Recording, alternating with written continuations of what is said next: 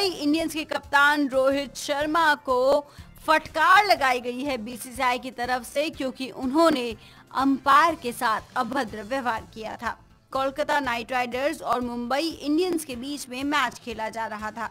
ये घटना 10वें ओवर में हुई, जब सुनील नरेन की बॉल पर अंपायर ने उन्हें LBW करार कर दिया। रोहित शर्मा LBW आउट नहीं थे और अंपायर के इस फैसले से वे बेहद नाराज थे। इसीलिए अंपायर पर गालियों की बरसात करते हुए रोहित शर्मा फील्ड से चले गए और अब बीसीसीआई ने उन्हें फटकार लगाई है।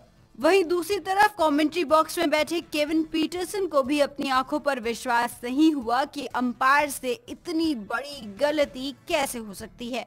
ये सभी ने रिप्ले में देखा कि दरअसल रोहित शर्मा के बल्ले से पहले बॉल लगी थी, उसके बाद पैड से, इसीलिए उन्हें गलत LBW करार दिया गया था।